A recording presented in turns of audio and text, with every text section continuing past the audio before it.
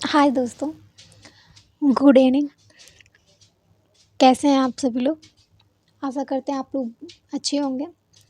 तो चलिए, जैसे कि आप लोगों को पता है कि कल जो है एसएससी सीएचएसएल का नोटिफिकेशन आउट हो गया है। तो आज हम उसके सिलेबस के बारे में बात कर लेते हैं। तो देखिए दोस्तों, हम आपको सारे टॉपिक्स बता देते हैं कि एसएससी सीएचएसएल में कौन कौन सी टॉपिक इम्पोर्टेंस होती हैं और ये कौन कौन सी टॉपिक नोटिफिकेशन में दी गई हैं। तो चलिए हम स्टार्ट करते हैं। देखिए, हम पहले रीजनिंग की बात कर लेते हैं, ठीक है। तो देखिए, रीजनिंग में पहला हो जाएगा क्लासिफिकेशन, दूसरे पे हो जाएगा एनालॉजी। देखिए, क्लासिफिकेशन मतलब कि वर्गीकरण, ये 3 नंबर का आता है, ठीक है। इसमें 3 क्वेश्चंस आते हैं, मान लीजिए क्वेश्चंस आते हैं। और ये देखिए एनालॉजी, एनालॉजी समानता। थर्ड है कोडिंग डिकोडिंग, और फोर्थ है पेपर फोल्डिंग मेथड, कागज़ मोड़ने की विधि। 5th है मैट्रिक्स मतलब कि अवयव। 6 है वर्ड फॉर्मेशंस, शब्दों की बनावट। 7th है वेन डायग्राम, जिसमें साइलोगिज्म भी आ जाता है, साइलोगिज्म भी आ जाता है जिसे हम वेन आरेख कहते हैं। और 8th है डायरेक्शन एंड डिस्टेंस, मतलब कि दिशा एवं दूरी। 9th है ब्लड रिलेशन, मतलब कि खून के रिश्ते। 10th वाला है वर्बल रीजनिंग, वर्बल रीजनिंग मतलब कि मौखिक तर्क।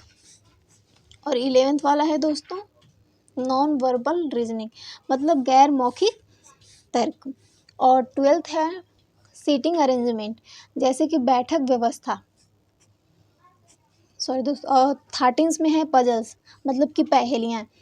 14th में है सीरीज, जिसमें श्रृंखला। तो आप लोग देख लीजिए।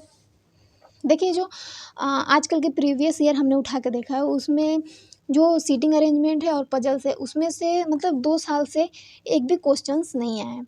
और जो नॉन वर्बल्स है, इसमें से 5 क्वेश्चन आने ही आने हैं कंपलसरी। और जो वर्बल्स है, उसमें से एक क्वेश्चन आएगा। और ब्लड रिलेशन से भी एक क्वेश्चन आएगा।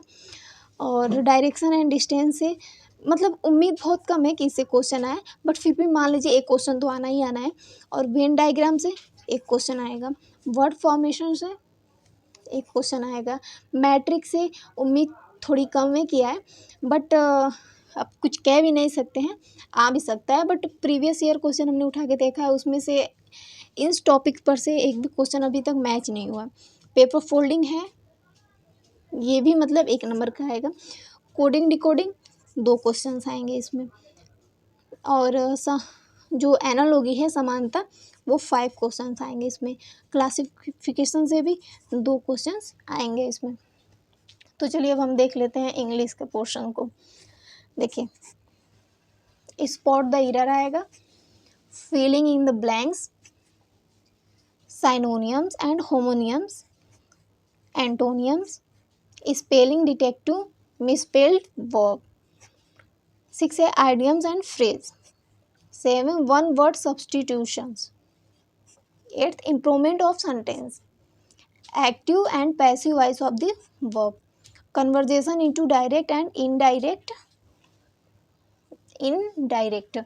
ये भी होगा। और सफलिंग ऑफ सेंटेंस पार्ट्स, और क्लोज पैसेज भी आते हैं और ओपन पैसेज भी आते हैं। देखिए, कंप्रिहेंशन पैसेज, ये तो आप लोगों को प्रैक्टिस भी होगा, क्योंकि ये ऑलरेडी 12th में भी आता है। और आजकल जितने भी मतलब कि इंग्लिश के मतलब किसी भी पेपर या एग्ज़ाम में जो है, वनडे एग्ज़ाम में अगर इंग्लिश है तो उसमें कंप्रिहेंशन पैसेज या अनरीड पैसेज, या रुकिए दोस्तों, अनरीड पैसेज आने ही आने हैं आपको, ठीक है। अनरीड पैसेज आने ही आने हैं दोस्तों। तो इंग्लिश का आप लोग देख लेना, मतलब आप लोग थोड़ा सा वेट करिए, हम अभी आप लोगों को एकदम मतलब एक पॉइंट पर रोक देंगे, जैसे आप लोग स्क्रीनशॉट ले सकते हैं।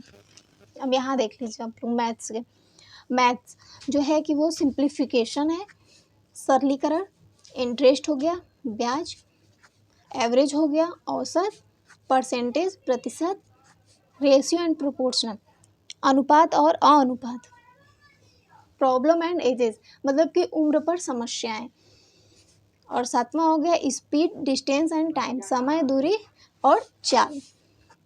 नंबर सिस्टम, संख्या प्रणाली। मेंसुरेशन, क्षेत्र मिति।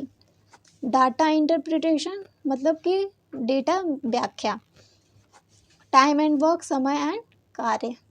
अलजेब्रा मतलब कि बीजगणित। ट्रिग्नोमेट्री मतलब कि त्रिकोणमिति। जियोमेट्री मतलब कि ज्यामिति। तो दोस्तों इतने सारे सब्जेक्ट आपको कंपलसरी करने हैं और जीएस का जो सिलेबस है वो हम आपको लाकर मतलब कि अलग से उसके लिए एक वीडियो हम पोस्ट कर देंगे, आप लोग देख लीजिएगा। और देखिए इसमें सबसे ज़्यादा ज़रूरी है आप लोगों को लाइव क्लास अटेंड करना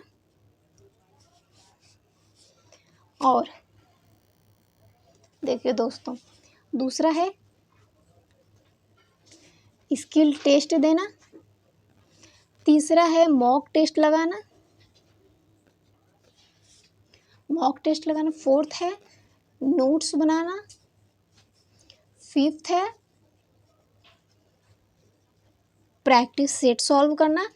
अगर आप लोग इतना कर लेते हैं तो देखिए ऐसा नहीं है कि मतलब कि थोड़ी सी भी डिसअपॉइंटेड होना पड़ेगा आप लोगों को, मतलब बस थोड़ी सी हार्ड वर्क की ज़रूरत है। तो चलिए हम आप लोगों को इस पर एक बात बताते हैं, कहते हैं कि मतलब कि तो देखिए हम आप लोगों को एक मोटिवेशनल मतलब बातें बताते हैं कि ऐसा नहीं है कि मतलब कि देखिए सुनिएगा ध्यान से, ज़रूरी नहीं रोशनी चिरागों से ही हो, ज़रूरी नहीं रोशनी चिरागों से ही हो, शिक्षा से भी घर रोशन होते हैं। ठीक है दोस्तों, तो थैंक यू सो मच।